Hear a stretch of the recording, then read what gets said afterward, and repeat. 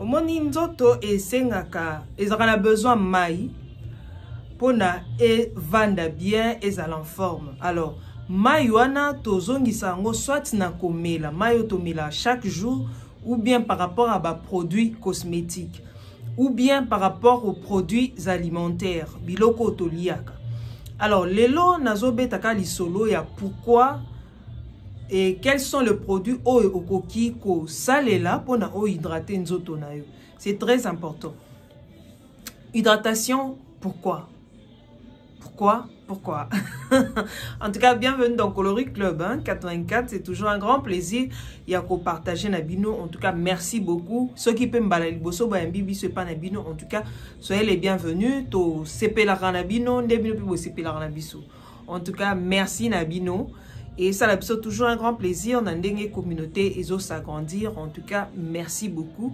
Bobo sanate, ceux qui veulent m'baliboso, bo s'abonner, bo partager, bo liker. En tout cas, merci. À tout à l'heure.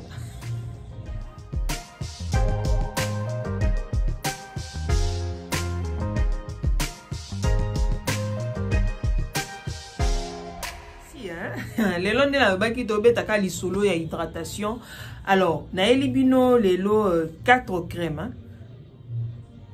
Na 4 crèmes. Okoki kosa la pona o hydrater nzoto na yo. C'est très important. Et pourquoi to hydrataka nzoto? To hydrataka nzoto pona e permettre bisoto zala à l'aise. Donc oza à l'aise ngo banini pona yo ataso nye se régénérer ezala bien pona yo e kaukate. Yangwana il faut to salela ba produit hydratant. C'est très important. Alors, hydratation on va produit hydratant pourquoi parce que ezaba mai.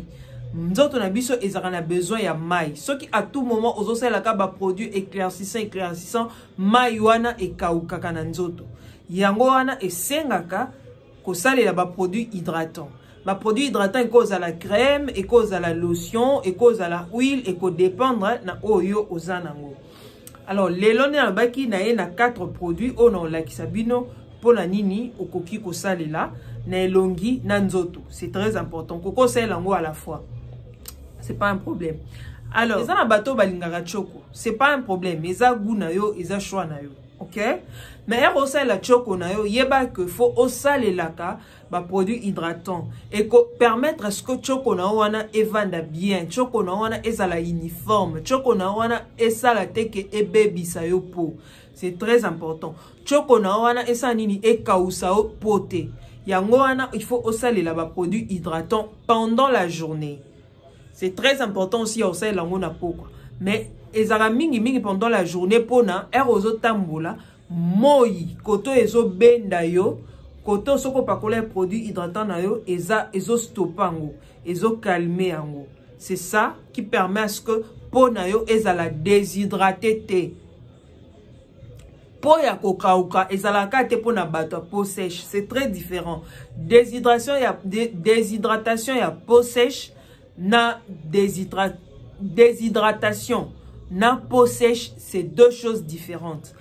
Tout type de peau, au cause de la peau grasse, au cause de la peau mixte, au cause de la peau sèche, au cause de la peau normale, mais au cause de la déshydratée. C'est très important. Alors, pour éviter aux la déshydrater, il faut aussi les produits hydratants. Ba produit hydratant na ekozongisa yo mai na nzoto, produit hydratant na eko calmer makambo ebele na kata pona yo et permettre yo pona yo ezala bien, pona yo ezala l'aise, pona yo ezala éclatante, pona yo ezala douce, pona yo ezala souplesse. Yango moni ce que osalela choko makasi et que osalela ba produit hydratant te choko na pe vandera bien te, choko na pe zara bien te, choko na ezara yako kauka et baby sa ope po au mona ke mafuta vanda soute ozotela na me kotela ya bien te parce que au recours na ba produits hydratants te. Il faut toujours utiliser les produits hydratants surtout pendant la journée. Et puis le soir au ça là par rapport à 2 ou 3 jours ou un jour ozo recourir na ba produits hydratants pona yo ezala bien. OK? Alors premier produit na elibino ezabongo ya Sivoderm yango crème ezaka bien parce que ils ont nourrir et puis ils ont purifier peau na yo. bien nango oko sale lango à la fois na elongi na nzoto. Ezo hydrater yo, ezo purifier peau, ezo permettre à ce que peau na ezala bien. Alors, et que permettre aux points noirs, irritation, et qu'on empêche aux problème extérieur. Donc, face na soleil, problème, il y a rien, hiver et bête, rabisso, et ça là, noir, et ça là, détend na longi. En tout cas, ce qu'on utilise, crème oyo, et ça bien pour na yo, yango, et ça sivoderme, et qu'on a bien pour na yo. C'est pour tout type de peau. Et à cela, j'ajoute que produit hydratant et telisaka thé. Pour dernièrement, la a proposé un produit il y a Nivea. Oh non, Nivea indi singa. Oui. Et ko indi sayo ezate po telisa ezapo na hydrater nzoto ezongi sayo mai na nzoto. C'est normal o inda. C'est normal. Alors, ce qu'on va bien, au salaire pendant la journée et le soir, au salaire les produits éclaircissants pour garder temps. C'est très important, il y a un produit hydratant. Bien un produit, et salami, non, ingrédients licolo, c'est très important parce que salicylique acide déjà. Acide salicylique et empêche déjà les boutons, c'est très important. Hein? Ingrédient et empêche les boutons, donc, et bon, déjà boutons. C'est très important. Alors, tozana na citrique acide, tozana glycérine ezali. Glycérine, vous déjà ça va bien parce que hydrate kanzoto. C'est très important. Eau minérale eza pétrolatum. Ezali o basa la na vaseline hein, boye bien repé. C'est très important. On a précisé sous que produit o ezarate pour na hotelisa. Po bino boko manga à côté là. So comme ta chelo bono e hotelisa o eza pour na hotelisa te eza pour na et hydrater nzoto. C'est très important. Alors deuxième produit na biso to sale la bongo ya olive hein. C'est hydratant et éclaircissant à la fois. Donc ça hydrate la peau et ça éclaircit la peau à la fois. Et ça bongo, ça nourrit la peau aussi, c'est très important. Et ça mis na milikina olive. Hein? Et ça bon na milikina olive. Voilà, c'est à ça que ça ressemble. Balai, hein? Et ils ont modèle, il y a balai. Voilà, c'est à ça que ça ressemble. Ça sent bon, hein? Ça sent bon.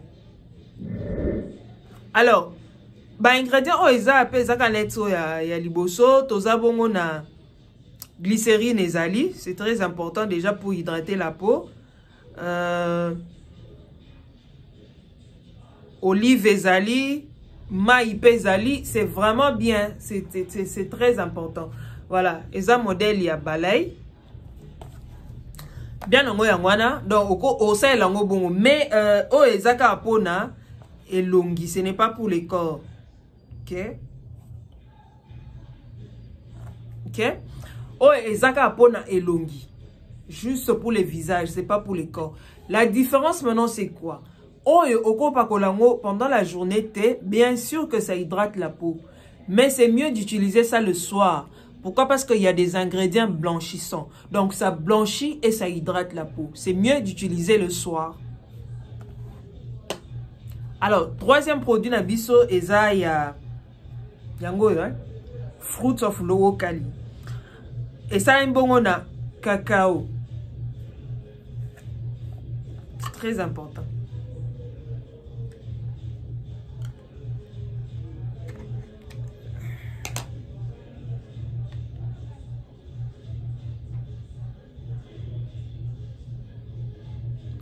Oui, mais ma photo à Kala Johanna.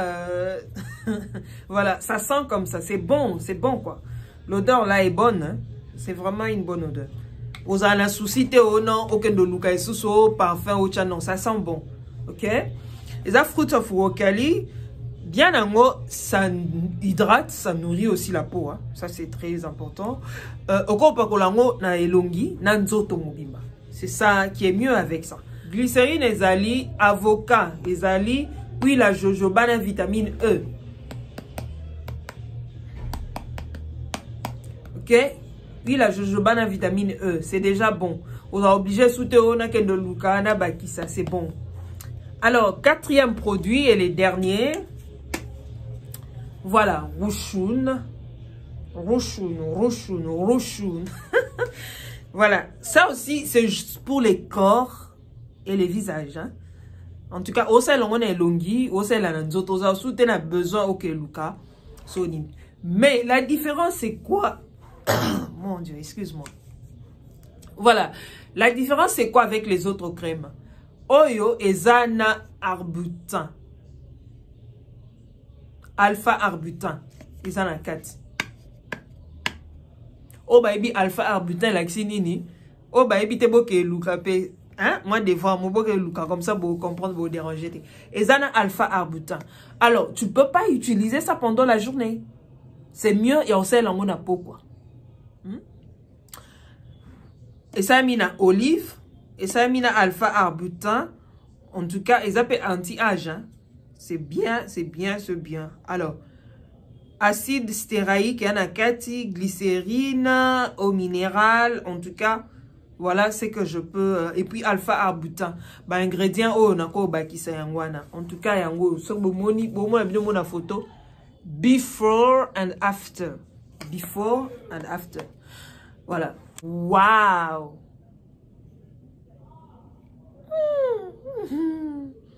Ça sent bon. Donc, tant la texture, non. Un moment de texture, non. Imagine-toi qu'on applique en anzoto. En tout cas, ça la peau. Bien. Et ça le peau qui toko. Sois en rassuré. En tout cas, donc, on a la difficulté pour hydrater la peau et éclaircir la peau. On a obligé de se bateau balingara bangela lisu makasi. Ça, c'est pas un problème. Oko bakisano bichebe mususu, ça, c'est pas un problème. En tout cas, ba crème qui nango lelo yangoana. C'est pour les corps et les visages. Mususu, ça, rien que pour les visages. Osa lela. Et teli sakalango te osokindenie blanchir yo la peau. Non. Même si c'est hydratant et éclaircissant, mais ça ne blanchit pas la peau. Ok?